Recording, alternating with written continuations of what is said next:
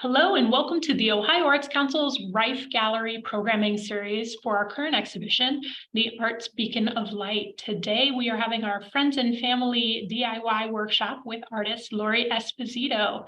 And Lori is going to take us through a mindful art practice called evaporation painting, where you'll be able to engage in a bit of self-care through the practice of art making.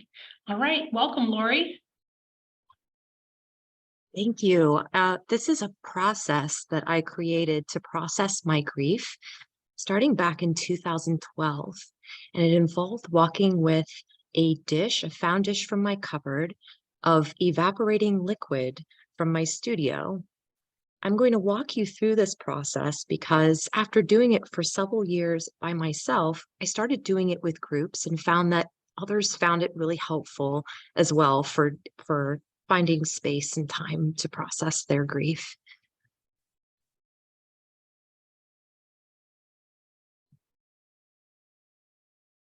So the first thing you want to do is gather your materials.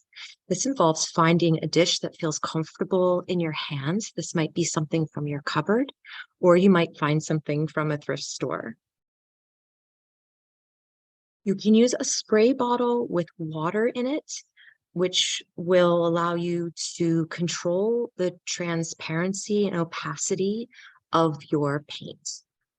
Now, I suggest using a few different types of water-based paint. One is ink, which is very transparent, water-based. The second is gouache. I like to use an acrylic gouache because when it dries, it stays fixed. And the third is a watercolor. And watercolors, you can find these anywhere in supermarkets. You can even use vegetable dye for coloring Easter eggs, that sort of thing. I also like to keep some rubbing alcohol around. If you add a little bit of this to the mixture, it will evaporate quicker. It also interacts with the paint in a really lovely way. This is an image of some of from the workshop and a collection of dishes that I put out for the members of our workshop to choose from. I chose a variety of large and small.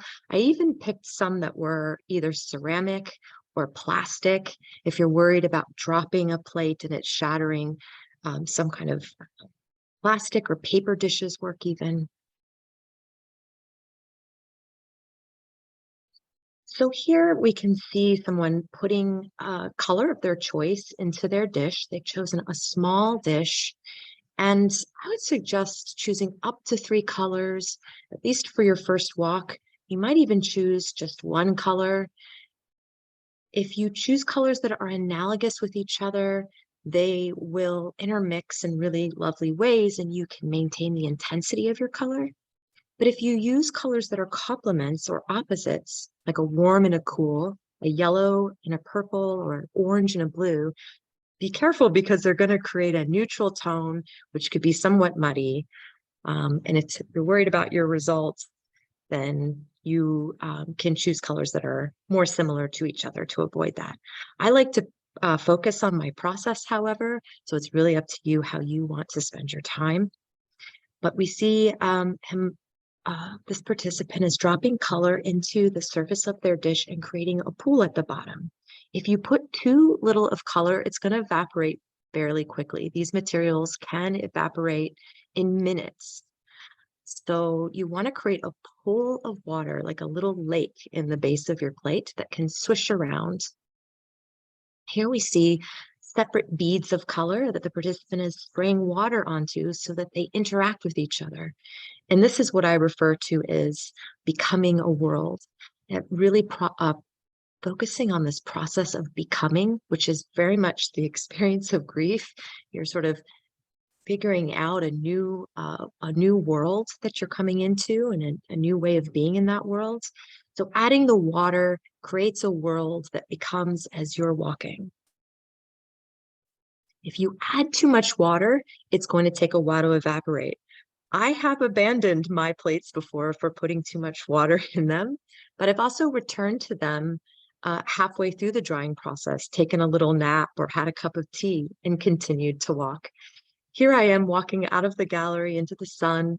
The wind is blowing my hair. I have some green ink in my dish, and I'm going to walk around the block. But I also suggest maybe avoiding crossing the street if there's traffic, because you could be very focused on your plate. You don't want to run into somebody or something or trip over anything. So take care. I want to mention that these are beautiful meditations to do while sitting or strolling in a wheelchair. You don't have to be walking on foot, but this is the result of time and of carrying hands and of chosen color. And this is a beautiful example of a finished evaporation dish. I bid you well on your journey, your grief journey, and I hope you enjoy this process and you find it useful for creating time to process your grief as I have. Thank you. Thank you, Lori. That was wonderful.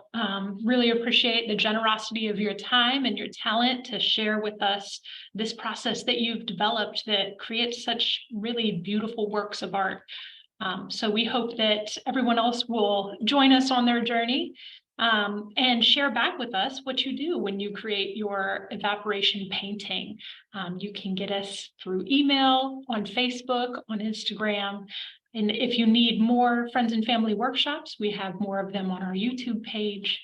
So a big thank you to all of the contributing artists for this current exhibition, Arts Beacon of Light. Thank you to the governor, the legislature, and the Ohio Arts Council's board, who supports the Ohio Arts Council, this great space, and of course, Ohio artists.